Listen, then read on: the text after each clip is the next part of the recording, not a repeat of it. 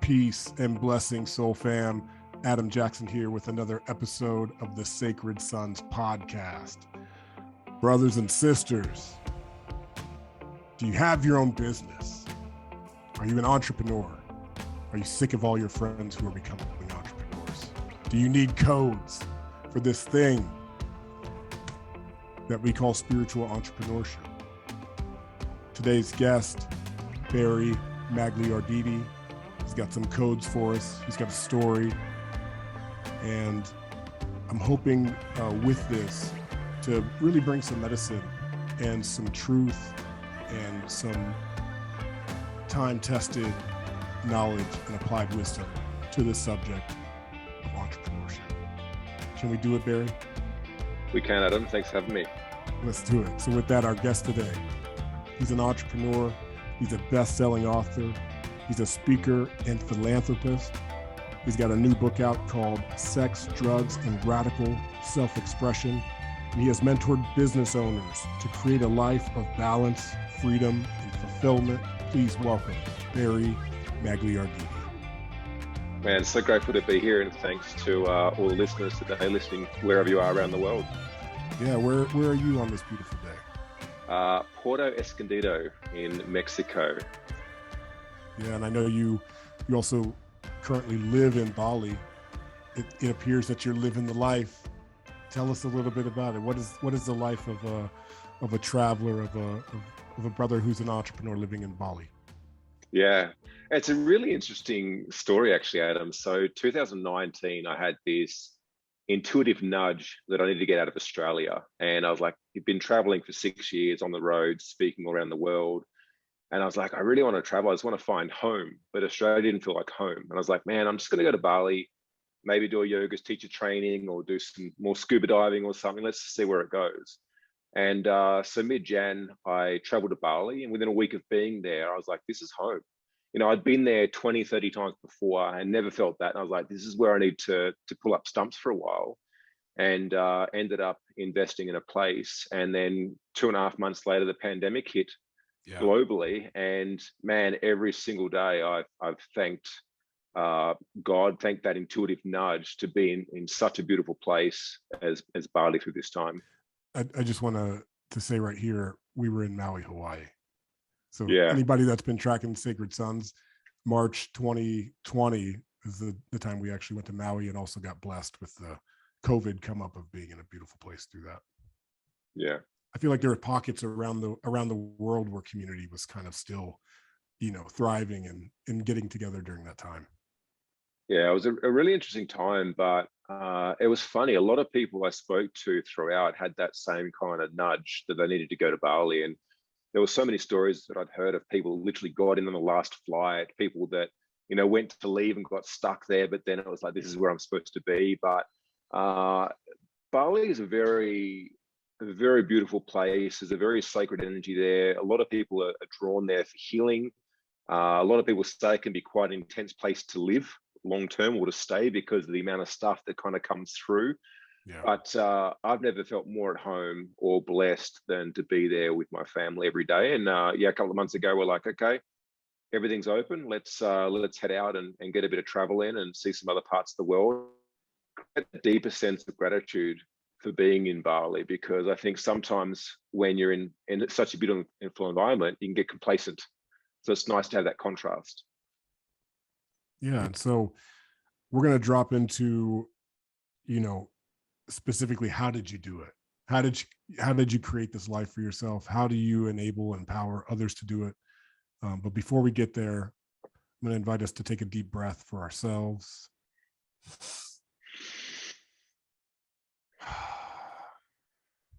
Scanning the body, feeling what is alive and present.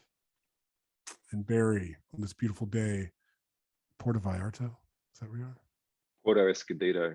Puerto Escondido, on this beautiful day in Puerto Escondido, Mexico. What is most alive within you? Man, I'm feeling mixed. There's this sense of inspiration and energy coming through, knowing that we're about to go see ceremony in Costa Rica before heading back home. it's felt like a long time to be on the road. I certainly find myself enjoying having a home and being a lot more grounded now than maybe my early years. But I also feel a little bit unsettled. It's nervousness. You know, it's been a couple of months now. I haven't had my structure, I haven't had my routine, and just noticing parts of my being yearning for a bit of that structure and routine again. So there's very much a mixed feeling inside right now. The ceremony has begun. Yeah, absolutely. You know what I'm saying? Absolutely. That's what it is. Adam Jackson checking in. You know, as I'm preparing and writing these words and reading your bio, I'm inspired to share, you know, a reframe on what it means to be an entrepreneur, and just in general, what it means to achieve. And so I love that you're leading people to fulfillment, because so many people are driven by achievement. And I feel like achievement is something that's two-dimensional. It's a tick on a box, it's a line on a chart. You know what I'm saying? It's like a tick, tick, tick, tick, tick. But fulfillment is a four-dimensional, full-body sensation that has a longer lasting impact. You know, achievement's momentary, and it doesn't really. I feel.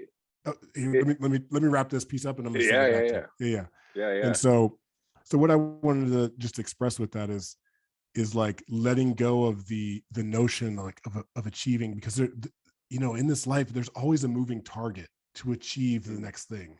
And there is something about us as human beings, is once we achieve, it's like, there's just another level that unlocks. But to pursue fulfillment through purpose, like that's good medicine. So with that, I'm in. What would you like to express about achievement? Yeah, I feel that achievement is a stepping stone and a very important part to fulfillment. You know, I feel especially for the masculine energy, and when I speak masculine energy, I don't necessarily mean man or woman, that masculine energy inside. It has to have, I find very much, I went through this period where I exited my company and I was like, okay, financially free, exited my business, what do I do? So I threw myself into learning to surf, playing guitar, and a whole bunch of stuff that I knew would challenge the shit out of me that I had never previously done before. But I also went through a period, probably 6 months in, where I felt like I entered a very dark tunnel. And it was an interesting experience because two things, looking back now in hindsight, were happening. One is I feel very much I was healing from 18 years of abusing myself in the pursuit of achievement, right? And back then, that pursuit was to achieve something with the unconscious label of, so I'd feel good enough, so I feel like I belong, so I feel like I'm loved, right? And I was going about it through the external world. But the other part is that I felt like through that tunnel, I was actually rebuilding my identity and my relationship with myself and the world around me to no longer need to achieve or attain a goal to feel worthy and valued and a healthy sense of self-esteem. But in saying that, what I also found is bringing back in some form of pursuit of achievement from what I see now as a more resourceful way and a piece of fulfillment allowed me to feel like I had purpose again. So I do feel that this achievement piece is important, but the question I'd ask is, for what purpose? Exactly. Right? For what purpose do I want to achieve that thing? And I went through this process of going like, what's wrong with me? It's almost like I entered a state of depression because I was like, I don't want for anything. I had these great ideas and I start them and they disappear. But in hindsight, I was healing and I was rebuilding my relationship with myself, my relationship with life around me. Now, what's happened after a period of 18 months to 2 years being in what I call the tunnel, and it was almost like I would relate it to this experience of transitioning from prince to king, right? Prince, which is going out there and slaying the dragon, to king, like now I have a kingdom, and there's a sense of responsibility to look after those around me, right? And coming out of that, I'm now able to set my sights on something and aim to achieve it and pursue the achievement, but not at the cost of my relationship with myself, my standards, my values, my boundaries, or my relationship with those that I love around me. Now, 2 years ago, I would go after the goal at the cost of anything. Time with my sons, right? Relationship with my partner, stress that was bringing to the household. But now I have very clear boundaries around, I will achieve this thing, but not at the cost of this foundational structure that allows me to operate from a deep space of authenticity and integrity. Yeah. So give me a bit, you know, of the question of how'd you do it? Like, what was the moment or the shift for you? You know, I know you have a past, going back to when you were, 18 years old of drugs and addiction. So what was the inspiration? What was the moment that you decided to turn it around for yourself? Yeah, it's a really interesting and multidimensional question, Adam, because there are moments, right? Yeah, I don't ever think at one point I'm like, oh, I messed up, I need to turn things around. I think looking back, it was a constant pursuit to be better, right? It wasn't like, I've coached a lot of people that had this experience where they're like, oh my God, I'm in this dark hole, I'm in this pit, I need to get myself out. I don't really felt like I was necessarily in a pit. I don't felt like I felt like I never left the pit. I was like, I just got to dig my way out. And every single day, I was shoveling to get my way out. It wasn't like there was a specific moment. And I guess if I look back at one of the key factors that have had a significant contribution to my success, and when I say success, not just materialistically and financially, but physically, emotionally, spiritually, relationship, everything, is my constant pursuit to be better than I was yesterday. Yeah. That coupled with never giving up, right? Because I've both witnessed where I've been and the darkness that I face. And I've also coached thousands of others through those same processes. And the same underlying principle I feel lies in every single scenario. And that is the ability to never give up and only judge yourself on who you were yesterday, not against somebody else's highlight reel on social media, not against your perception of God or some being or figure up there, but are you today one step better than you were yesterday? And if not, what can you do to change that? Absolutely. But where does that come from in you? Because there's a lot of people that don't have the self-motivation. They don't have the accountability to commit themselves to showing up every day. This is just the reality. Yeah. So where does that drive come from within you? You're an individual being in this realm, on this planet, with some gifts, you know what I'm saying, and being of service and sharing those gifts. But like, where does that spark come from in you? Man, I really don't know. Like there's so many times, Adam, that I look back at my life and I well up, like even now thinking about it, tears of gratitude for the amazing life that I live. But I didn't witness it this way 10 years ago, 20 years ago. Like if you had asked me how my life was, I was like, it's fucking terrible. Do you know what I mean? I didn't have friendships. I didn't feel like I fit in at home. I felt like I was a lost cause. But there was just something inside me that would always reframe situations and be like, okay, like what good can I take out of this? Regardless of what situation. I don't know where that comes from. If we talk on a deeper level, I do believe, and I hope this doesn't come across as like spiritually arrogant or egotistical, I do believe that I've been given a purpose and a gift to fulfill in this earth, not just on behalf of me and my family, but on behalf of many others around me. I feel that because of this gift, it meant that I had to face some incredibly dark nights, right? Yes. And some very dark experiences, to have gone through there and integrated those experiences to be able to speak from truth, to be able to speak from having been in the trenches. But I also believe that through those moments, I also had the spark of light within inside of me that was almost like magnetized back to the source, if you will. And do you believe that spark, which is connected to source, do you believe that's alive within every single human that you encounter? Absolutely, without exception. And here's the thing. I remember many years ago speaking to a spiritual teacher, and I said, like, why aren't I you? Like, I had a huge ego back then. I'm like, why aren't I you? Like, I want to be the one on stage that everyone's like wooing and ahhing and garring over. And he said, Barry, it's like this. He said, we're having a party. He said, not everybody can be the chef. Not everyone can be the performance. Not everyone can be the guests. He said, we all have different parts to play in this party. And he said, I just happen to remember my role a little bit earlier than you and yours. Yeah. So what I'd say to anyone listening out there right now, don't put anyone on the pedestal. I've met some incredibly famous people, some incredibly wealthy people. And the one thing that sticks with me time and time again is, oh my God, they're human. They're just like me. Yeah. They have their stuff. They have their challenges. They have their problems, regardless of how they're perceived. It's very easy for us to sit in a lounge room and see somebody on social media and perceive them as somebody different. Oh, but they received this, or but they had that. They're human. They have their own stuff. So whether your awakening or your remembrance was a week ago, a day ago, years ago, or maybe hasn't even happened yet, trust that you have that spark within inside of you, and trust that there is a journey laid out upon you that you will receive when the time is perfect. That's beautiful. And, you know, there's a part of me that also feels like sometimes you have to create that space for you to be the king at the party, for you, or whatever, you know, archetype you want to throw in there.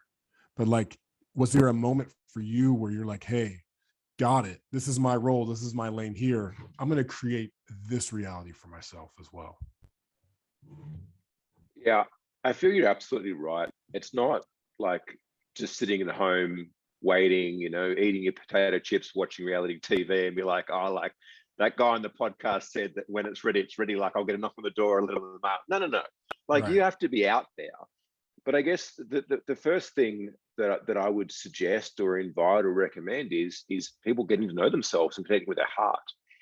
You know, if you look at the way that humans are formed inside of the mother's womb, it forms from the heart out. The heart is the first part of the human being that's created. Now, I believe that we can only find perfection in nature, right? Something happened though that when we're born, we're educated around our brains, around logic and reason. And I believe that in many ways, the ancient tradition of connecting with our heart and our intuition is lost. And I guess for me, the key to unlocking everything that I've got, the mentors that I've met along the way, the coaches, everything I believe has been me creating this relationship with that spark inside of me, with my intuition, with my heart, through meditation, through movement, through feeling the sensations in your body light up. Yeah. Like I'm getting goosebumps talking about this right now. It's like, you know, the intuition, it actually creates a physical response in our bodies. We know when the gut knows, whatever it is, when the heart knows, it's like we can really trust in that. And so, you know, in your book, Sex, Drugs, and Radical Self-Expression, you break the book up into 3 chapters: the head, the heart, and the hand. I'm going to speak a little bit on why you picked these as your kind of the pillars of this book. Yeah, so it starts with heart, and it was really interesting. I wrote my first book, which was all around how entrepreneurs can build businesses that are profitable, purpose-driven, and can work without the business owner, because otherwise we just essentially have a job, right? And yeah.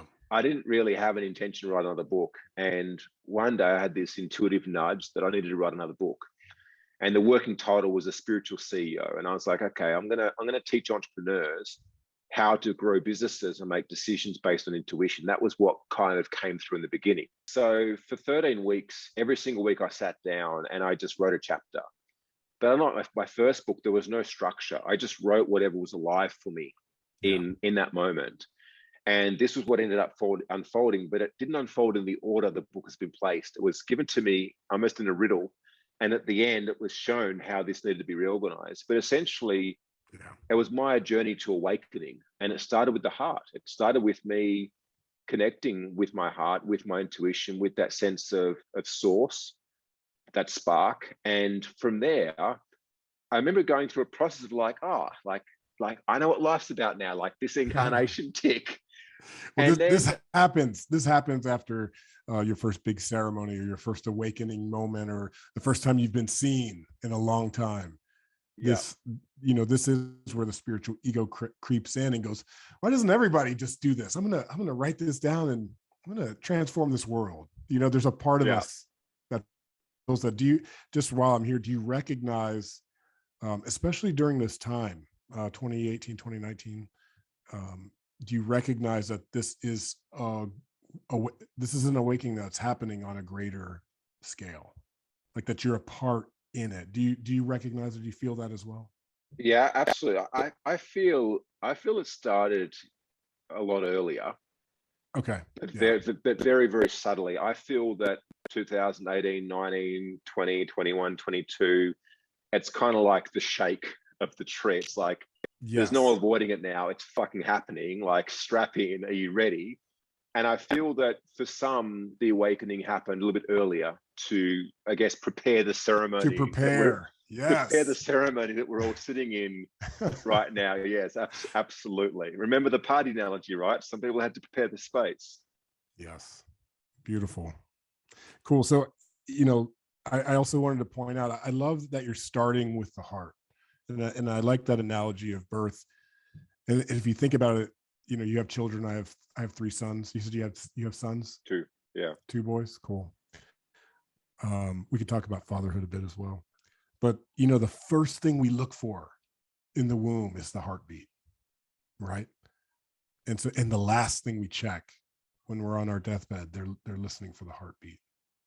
And so the invitation at this moment is to say, how's my heart? Check in with your heart, no matter where you are on the spectrum of life. It's always good to check in with how's my heart, and the heart knows. This is such a great barometer. So I just love the simplicity, but the wisdom of always start or return to the heart. Man, it's been given.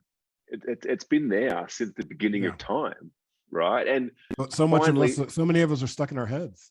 Yeah, and finally science is catching up slowly, but science is slowly catching up. But I guess for me, I had that awakening, and this was 16, 17, 18 years ago, right? I had that awakening, and a whole bunch of crazy woo-woo stuff happened at the time.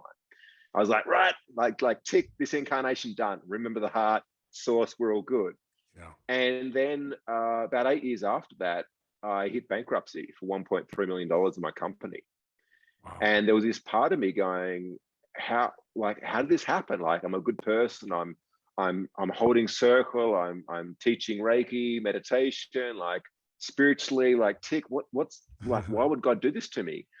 And the whole time there was this small little voice, this inner feeling that's like, this has to happen. This has to happen. Now, I was in a lot of pain emotionally, but looking back, I was so protected and looked after during that process as well. Now, had that event have not happened, right? That's one of those dark nights we spoke about. Yeah. I wouldn't be where I am today. I wouldn't have served and helped so many entrepreneurs around the world, having gone through that experience, preventing others doing just the same. And so that was the part of my journey where I shifted and went, there's a missing piece here. Psychology. We have the brain, we have the human brain, we have belief systems, right? I need to understand psychology. And so that's where the head part of the book came in. I was like, right, of course, the sacred yin yang. Head, heart, we're all good. 7 years later, I went to an experience where I was in this workshop and we were asked to strip down naked and share. It was called Naked Truth with the exercise. We weren't told about this until midway through the second day that was happening on the last day. But we had to strip naked and share something that we were most shameful or guilty about, that we'd never told anyone before, naked in front of a whole group of other people, 100 people. I was shitting myself and I had so much stuff come up. Yeah. And what came out of that process, like, I was seeing these incredibly gorgeous women sharing body issues that I had. And I was like, how messed up is society to make these people, make all of us feel that we should carry guilt and shame around what it is to be human? And I got a deeply humbling experience around how we're all the same.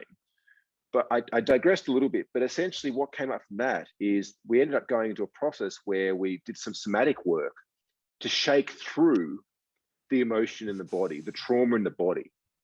And that was when I was like, there's not two parts. There's not the heart and the head, the yin yang. There's three. There's a sacred trinity. There's the heart, there's the head, and there's the body. right? And when the three of those align, when we work on resolving the trauma, the holding in the three of those, that's when I feel we can truly start to live a fulfilled life. I'm curious to ask you what you shared when you were naked, but you don't have to go there. I actually can't remember, to be completely honest with you. Yeah. We do, as Sacred Sons, we do the somatic work, we do the shadow work, and releasing in many ways. We also spar and wrestle and get into our bodies. Because just as the heart may be the intuitive indicator, the body doesn't lie either. They say the body keeps score, these type of things, and it really behooves us to get back into our bodies when we come into alignment of the truth of who we are. So I love that. I love that you have the head, the heart, and the body, the hand, and there's the spirit. I'm just going to throw that out there. Or maybe how do you see spirit in relation to that? I see that very much intertwined with the heart. When I see heart, I see the spark of creation, which is, to me, spirit in the purest form. So that's where I would see that align in that model. Yeah, beautiful. So here we are. We have the head, the heart, and the hand. And I know so many brothers who are struggling because of the relationship to self and the inability to forgive themselves. I could say it like that. I actually just had a call earlier today, and that was a message that came through. It's like, wow, we do such a good job as men to quickly forgive others, to look past others' mistakes, but it's very, very hard for us to forgive ourselves, to come back into right relation with ourselves. I know you have some tools, some advice for how someone can do that. So can you just speak to a little bit of how we can heal the relationship, the most important relationship, which is that to self? For me, I feel the biggest tool that helped. I went through all the spirituality, right? I went through the spirit stuff. I went through the psychology, and to be honest, after 18 odd years, I still held so much guilt and shame inside, and still held these walls between the relationship myself. And Adam, the thing that I found to be the most powerful was vulnerability. I almost had this story in my head that because I was the coach, or because I was the business owner, the entrepreneur, or whatever else, or because people come to me for help, I couldn't be the one, or because you're to ask for help. Yeah, yeah, I couldn't be the one to ask for help. And it was the moment that I started to really share vulnerably those voices inside my head with mentors, with coaches, with my partner, with my friends, that something beautiful happened. And that was that more people showed up that aligned with who I really was, not this false persona of who I was trying to be to fit in all these times. But it also created the opening for all that shame, all that guilt, all that resentment, all that stuff inside to start to flow through, and for me to deeply repair the relationship myself, and for me to be able to wake up and look at myself in the mirror in the morning. I'm like, I love the man I see. I love who I've become. I love the life that I've created for myself. And I appreciate everything that I've been through and everything I was given to get here. And you know what? To be honest, the challenges have been the biggest gift, not the times when things went well, not the times that things were given. The challenges when I was given something that I had no idea how I was going to get through or get out of, and somehow I found a way. To look back on those moments and be like, man, they were the biggest blessings that were ever given to me, because that's what's created who I am and who I am now. And so I want to stay right here, but with this relationship to self, it's important that we cultivate not only like our self-awareness and go through processes of being witnessed in a vulnerable place, but there is a particular sustainability to it. And I see you have some daily rituals, maybe some morning practices that are helpful with that. Can you speak to some of the rituals, morning practices that help to align with the relationship to self? Yeah. To be honest, I feel that a very important one, and these are in no particular order, is discipline.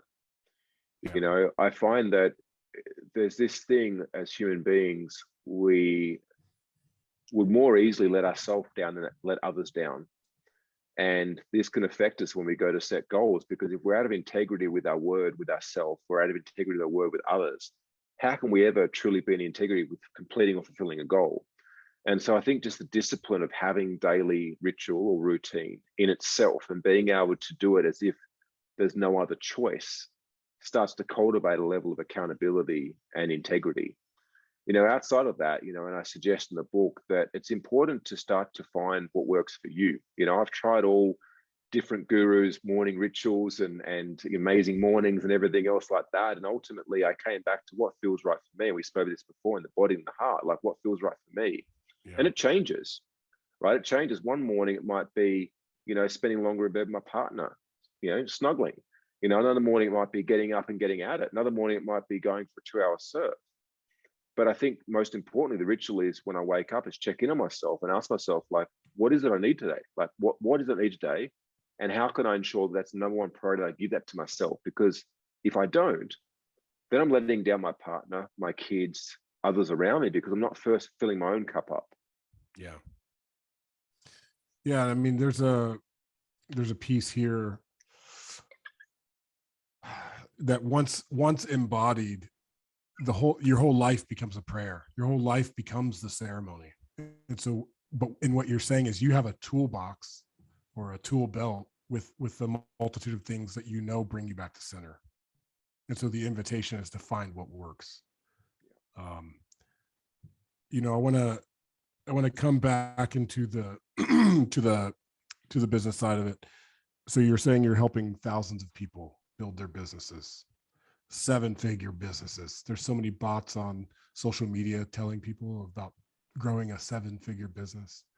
I'm one who participates in a 7-figure business. So are you. So how do you do it? How do you train these folks? What's different about what you have to offer? And you know, and I'm saying this in a way that I'm understanding you're coming from the heart. You're coming from intuition and coming from a good place, but you're also coming from experience. You know, so of losing what you had lost. And so I guess the invitation here is like, what's different about what you're bringing, and how do you do this for so many people? The thing I'm going to say next may trigger people. I'm just going to put like a trigger warning, but that is that growing a business is actually not difficult. Yeah. Right. Like any business, it's the same steps every single time. And once you get it there with one business, it's very quickly. I went from owning one business to 7 in 18 months. Right. Wow. But the interesting thing is that I went from working 80 hours a week to working less than 10 in that same period of time.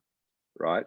So there's this myth around more work, more time equals more reward, but it's very much an old paradigm that we got brought up in. Think about employee mindset.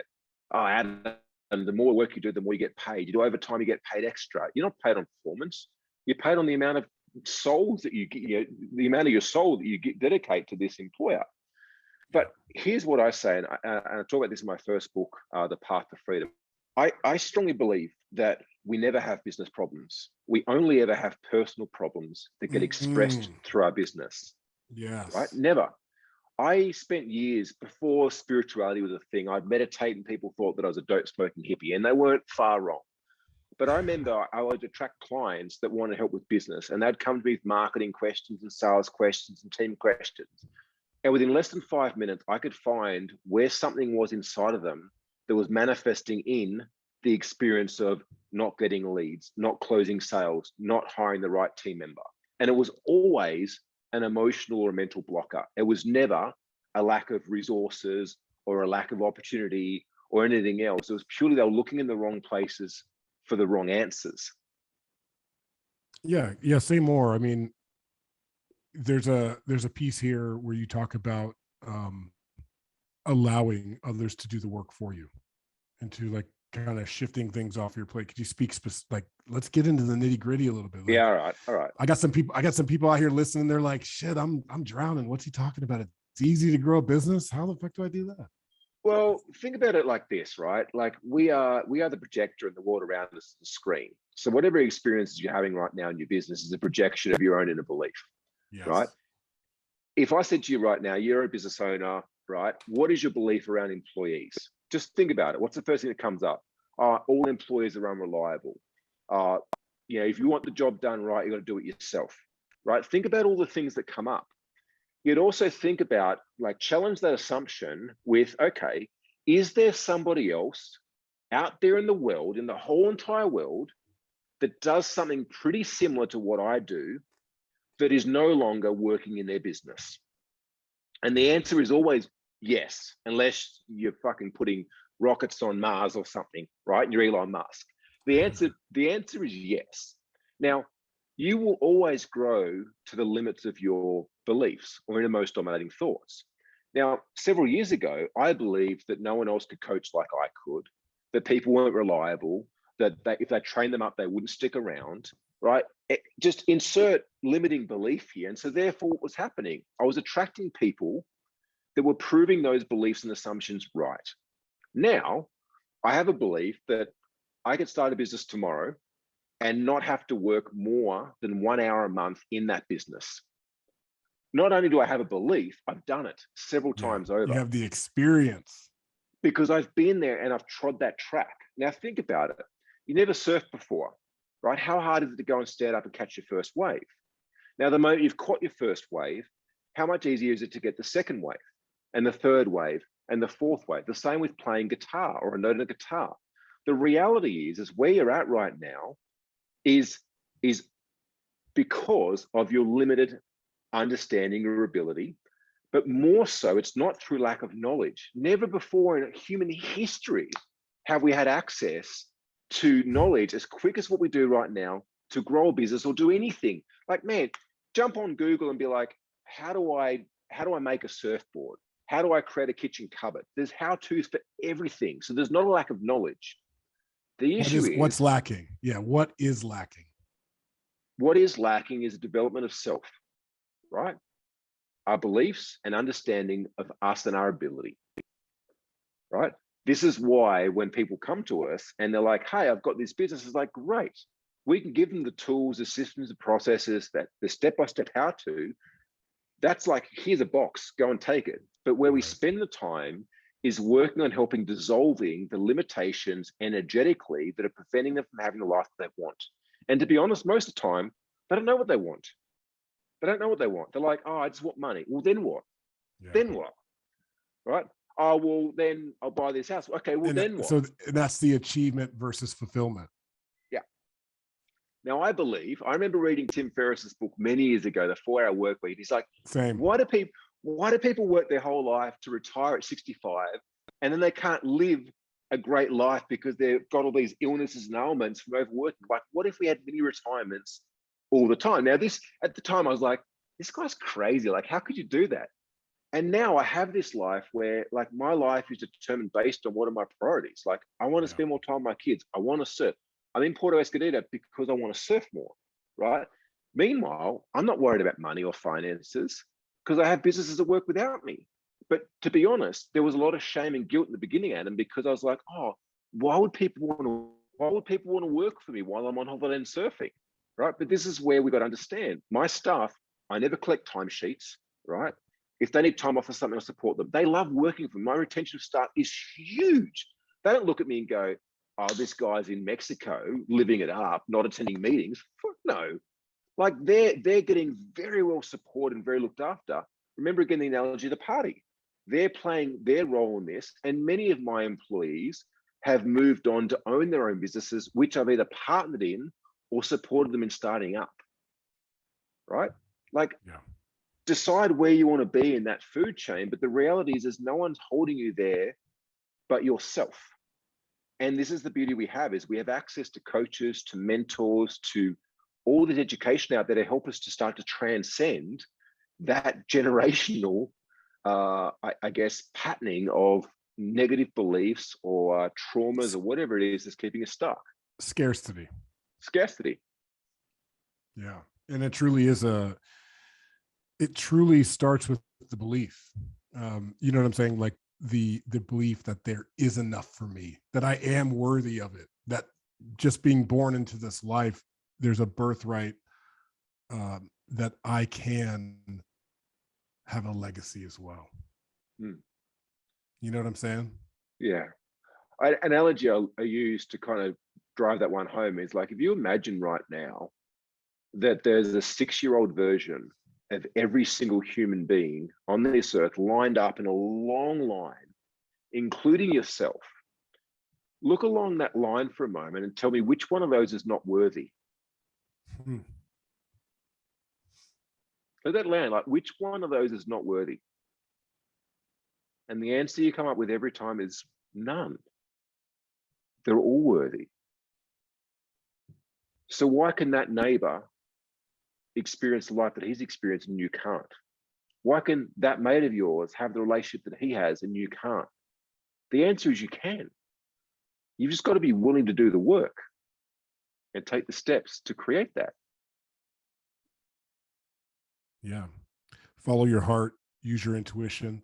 You know, there's a big part here too, that like a lot of people just don't know what their passion is, or maybe they're overthinking it and not actually tapping into the heart. And so I know you have this organization, Game Changers, which has been so impactful in helping others. You also are the host of the Comeback Game podcast. Yeah. Yeah. Tell me a little bit about Game Changers and the Comeback Game. Yeah, so the Game Changers is my coaching company. Essentially, that started. I never thought I'd be a business coach. You know, like, you remember I went bankrupt for $1.3 million. It definitely wasn't like, oh, let's go and start teaching people how to grow businesses. No, it was like, I need to work at how I screwed things up so bad. And, you know, I went and started studying psychology and coaching and, you know, all these different processes, NLP, quantum physics. And then I started taking on some clients. I was like, wow, I've got some tools here that can help people shift some stuff. And I just started, I guess, looking back now, coaching people. It was just giving them the codes, right? Yeah. And then one day I woke up and realized that all my clients are business owners, as it would happen, and they were all experiencing amazing results in their business since working with me, and they could put it down to the shifts in their mindset. And so that was kind of where the Game Changers got born from, is helping to coach business owners on mindset. But see, 9 years ago, 7 years ago, that wasn't a thing. You know, business owners are like mindset. What's mindset? What's psychology? No, just tell me how to systemize business. Just tell me how to generate more leads. Now everyone's like, you need to meditate more. You need to work on yourself. You need to work on your mindset. It wasn't a thing back then. So it was very hard to sell. Like, we ended up selling like, we'll help you systemize your business, because that's what people wanted. And then when they got in the door, it's like, okay, well, here's the code to do that. But what you really need is, you need to reorganize your thoughts and the way that you see the world. You use it as a Trojan horse to bring in the spirituality, you call it. Yeah, absolutely. Cool, man. You know, I love a comeback. I really do. I think we all do as humans. The underdog. The underdog. It's, at least for me, I feel like it's important to have that sense, like there's still a spark of optimism. There's still a light at the end of the tunnel. And so in these words that you're using, game changer, comeback, you know, it's like, this is really an embodiment of your journey. Like, you made the comeback. So you're proof. You're living proof of that. From this place, is there anything that you would like to leave with the brothers and sisters who may be listening? Any words of inspiration, any calling in, any calling up? What do you got for them? Something that came through when you're just talking then is like the hero's journey, right? If you look at any great movie, it actually follows a process, right? This is how they make great movies, and it's called the hero's journey, if you haven't been aware of that in the past. And basically, it's an emotional journey that pulls you into a character who experiences some form of adversity. A teacher rocks up at the right time and basically instills some codes for this person to make a comeback, right? It's interesting, but I kind of see life very much emulates that. And that's no doubt where they bought the hero's journey from. And so what I'd say is that no matter how much you're hurting right now, no matter how much you think you screwed things up, no matter what your situation is, like, you're still breathing. And while you're still breathing, you still have an opportunity to turn things around. Will it happen overnight? Is there some magical red or blue pill? No. But if you are dedicated enough to create a life for yourself, and you might not even know what that looks like just now, find people like yourselves. Like if you're a man, like what you guys do is amazing. Man, I wish something like that had been around 10 years ago. Right? Same. Like I didn't have any healthy masculine role models growing up. You know, I didn't have anybody to look up to that allowed me to go, oh, that's what I'm aiming toward. That's what I'm moving towards. So what I'd say is, regardless of where you are right now, find yourself a mentor or a coach. If you're broke or financially not fit, there's plenty of services that operate on exchange.